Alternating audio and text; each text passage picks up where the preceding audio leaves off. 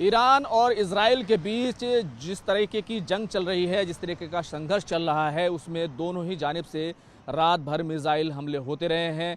ख़ासतौर से इजराइल की तरफ से ईरान पर ख़ासतौर जो तेहरान का इलाका है, जो शुमाली तेहरान है, वहाँ पर एयर स्ट्राइक की गई है और निशाना बनाया गया है। और ये दावा किया गया है इजराइल की तरफ से कि जो ईरान का आसमान है, ईरान का जो स्काई है, वो पूरा का पूरा इजराइल के कब्ज़े में है। लेकिन दूसरी तरफ साथ ही ईरान की तरफ से भी जो मिसाइल्स लॉन्च की गई हैं, उनको आईडीएफ ने हालांकि कहा है काफ़ी हद तक हमने उनको इंगेज कर लिया है, उनको डिस्ट्रॉय कर दिया है। लेकिन ईरान का दावा यह है कि बहुत सारा नुकसान हमने इजराइल का किया है। लेकिन इन सब के बीच जो हिंदुस्तानी लोग हैं, जो हिंदुस्तानी स्टूडेंट्स हैं, जो इस पूरी जंग के बीच, इस पूरे संघर्ष के बीच फंसे हुए हैं, उनको लेकर आज की जो अहम खबर है वो दिल्ली से रहने वाली है।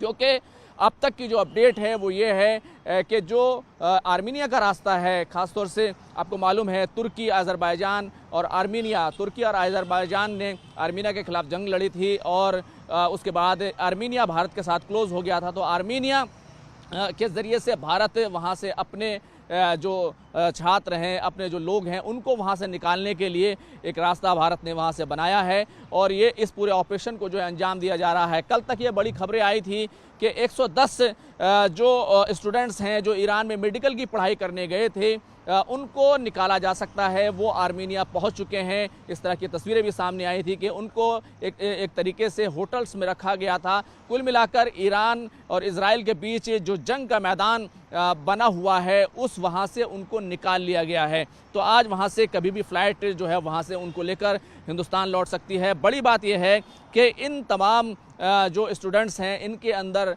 लगभग 90 जो स्टूडेंट्स हैं वो जम्मू कश्मीर से हैं। तो आज ये बड़ी खबर रहने वाली है, आज हम इसको ज़रूर फॉलो करेंगे।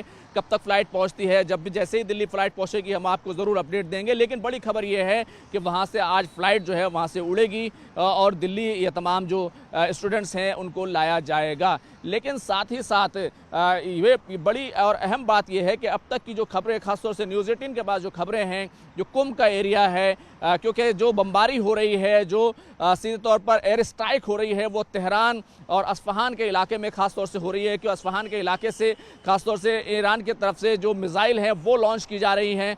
ईरान क्योंकि कैपिटल, तेहरान क्योंकि कैपिटल है ईरान का, इसलिए उसको ज़्यादा निशाना बनाया जा रहा है। दूसरी तरफ डोनाल्ड ट्रंप ने भी ये कहा है कि तेहरान को खाली कर दिया जाए। इजराइल की तरफ से कहा गया है तेहरान को खाली कर दिया जाए। लेकिन ईरान ने भी जवाबी और ज़बानी जो तकरार है उसके तहत ये कहा है कि तल अवीव को जो है वो खाली कर दिया जाए, वरना वहाँ पर जो बाशिंदे हैं उनको निशाना जो है बनना पड़ेगा मिसाइल का। और सीधे तौर पर ये जो टकराव है ये लगातार बढ़ रहा है। लेकिन कुंभ का जो इलाका है वहाँ पर तकरीबन 1500 जो हिंदुस्तानी स्टूडेंट्स हैं, वो हमारी सीधे तौर पर बातचीत हुई है।